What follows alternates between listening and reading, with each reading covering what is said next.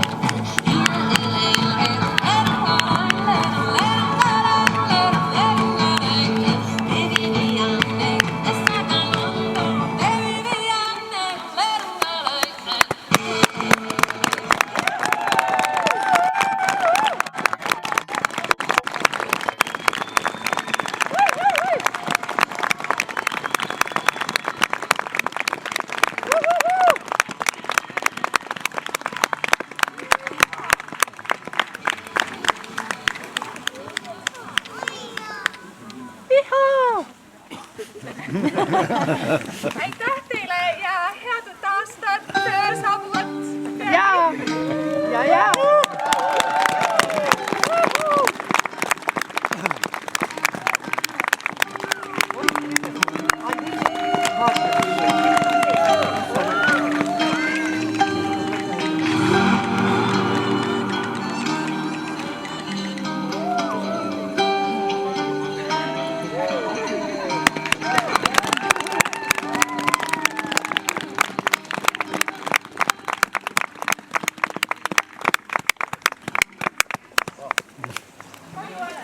Kõigepealt väga suur rõõm, et nii palju rahvast on tulnud või ei ole suur rõõm. Nüüd selle ajal ei tea kuidagi, mis pidi see õigeti või õigesti kõlab mingi ütlus. Aga jah, see oli siis milleeniumi vahetus 2000 aasta, kui tuli meile. Kui üks seltskond inimesi, kes kunagi 80. aastate keskel siia jõudis koos enam-vähem ühe vanuseid noori inimesi uute mõtete ja ideedega ja siis sündis palju igasuguseid asju ja võib-olla kõige viimane selline ühine ettevõtmine või suur ettevõtmine, mida me kõik koos tegime ja oligi see Salevere küünlaring ja mõte tuli siis sellest, et järjest rohkem paugutades vastu võeti uut aastat üle maailma. Me mõtlesime, et teeme midagi teistmoodi. Ja mis see teistmoodi oleks, siis ega ei olnudki nii väga lihtne mõelda. Oli vist Ann Kolma väidetavalt see, kes selle esimese idee välja ütles. Ja Epp, tema õde, Epp Järvek võttis sellest kohe tuld. Oli veel kolmas tubli daam, Ele Tihvert, kes oma energiaga sinna siis panustades tegelikult, ütleme siis, kogu selle asja käima lõi, aga autor kogu sellele loomingule, kogu sellele, mis mitte kohe ümberringi nägema hakata või võib-olla olete juba näinud, on ikkagi Epp. Kahjuks jah, kõik need kolm daami on seal kuskil paremates kohtades juba ja selles seltskonnas, kes siis neid asju mõttes on sinna veel mõnigi läinud. Ja sealt maalt peale on siis seda ringi, seda küünlaringi 21 aastat peetud, 1 aasta jäi vahele, kui oli selline torm, et ei olnud võimalik küünlaid välja panna. Ja 20 korda on siis selline vaatamisväärsus siin Salevere Salumäel olemas. Igal aastal on see natuke erinev. Selle aastal püüdsime nüüd korrata seda esimest, kõige esimest ideed siis Epu loomingut, siis ütleme nii, et tegi palju vaipu, väga erilisi vaipu, mis ehivad paljusid kodusid üle maailma. Aga see oli ka omaette nagu vaip, mis seoses maha laotas meile kõigile rõõmus. Ja me kõik muidugi osasime selle vaiba kudumises siis nii-öelda ja tänase päeval. Aga sel aastal on siis see küünlaring meil nagu eriti esinduslik. Kunagi pole nii palju küünlaid olnud, väidetavad umbes 1700 siis sel aastal.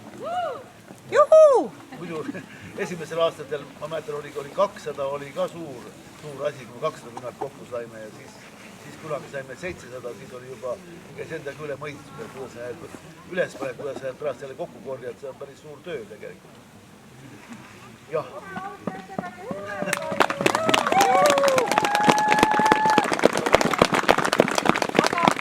Aga ega mul rohkem öelda ei ole. Väga hea. Ülejäänud on vaatamiseks. Jaa, ma ütlen lihtsalt aitäh, et meil siin Makarajal on mälestuste rada ka värviliste küünaldega, kus siis me vaatame läbi küünalde Hepu, Anni, Ele, Gerda, Hellati ja kindlasti veel nii mõnegi poole.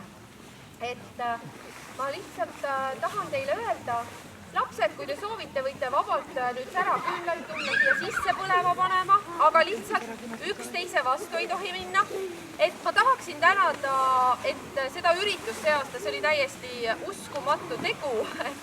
Mitte kunagi me ei ole saanud nii palju abi, et me ei pea isegi ise peale maksma väga palju, et suur tänu Lääneranna vallavalitsusele, Hanila tuulikute grupile ja Coopile ja Abestokile, et nad ja loomulikult kohalikele elanikele, et tänu nendele me saime sellise suure hunniku küünlaid osta. Ja ma tegelikult tahan siiralt tänada, et kuigi Epp ja Ann on selle algatanud ja Hellat on alati oma jääskulptuuridega nagu ilmestanud, siis on noorem põlvkond peale kasvamas ja tegelikult ilma Kärvetita, Pia-Liisa, Kessu, Aliine, Püü, Madli, Ulmi, et Raja Reelike oma lastega, et hästi palju peresid aitab Peeter, Ermikut, et suur-suur aitäh meile kõigile ja palun